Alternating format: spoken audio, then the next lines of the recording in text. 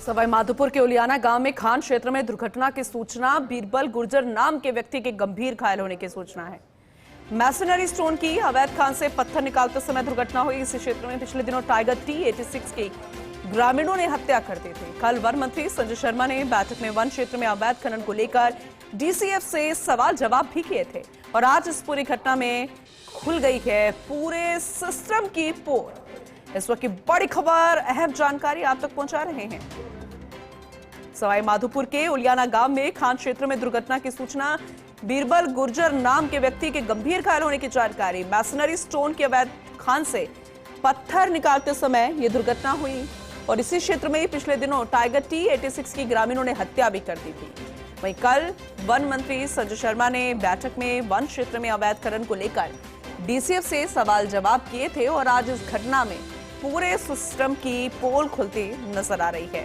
Associate editor निर्मल तिवारी हमारे साथ जुड़ चुके हैं, ज्यादा जानकारी उनसे लेंगे। निर्मल जी, जरा विस्तार से बताइए, क्योंकि सिस्टम की पोल तो खुल गई है, सवाल जवाब भी खुद किए हैं वन मंत्री द्वारा। अब आगे क्या होगा, क्या प्रोसेस होगा, क्योंकि कई अवैध खनन से जुड़े हुए उसमें हुई मजदूर की जो गंभीर रूप से घायल हुआ, फिर एक बाकी भी हत्या कर दी गई थी, जरा टाइगर की हत्या कर दी गई थी, जरा डिटेल में बताइएगा।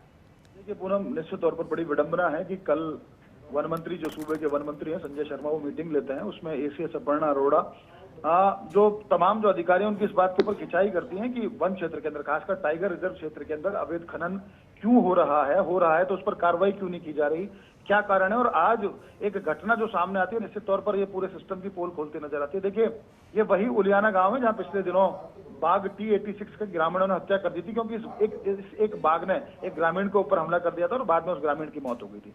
आज जो पूरा मामला है, सूचना ये मिल रही है कि कोई बीरबल गुर्जर नाम का एक व्यक्ति है जो इस पूरे घटनाक्रम में गंभीर घायल हो गया।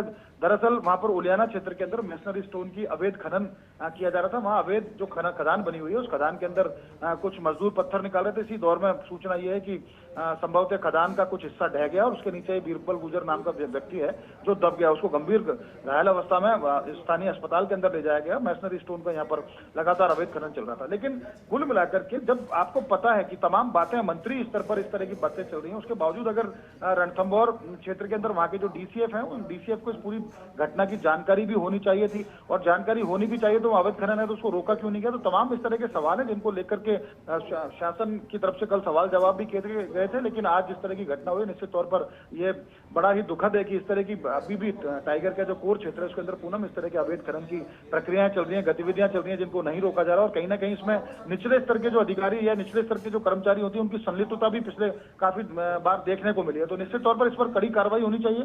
फिलहाल बताया जा रहा है कि बीरबल गुर्जर जो है उसकी हालत गंभीर बनी हुई है और अभी देखते हैं उसका किस तरह से उसका आगे की उसके लेकर के किस तरह की अपडेट आती है। लेकिन फिलहाल तो यही है कि यहाँ अवैध खनन हो रहा था। यह वही उलियाना गांव है जहाँ बाघ T86 को मौत के घाट उतारा गया था और इस पूरे क्षेत्र में ऐसा लगता है कि वन प्रशासन का नियंत्रण पूरी तरह से समाप्त हो चुका है।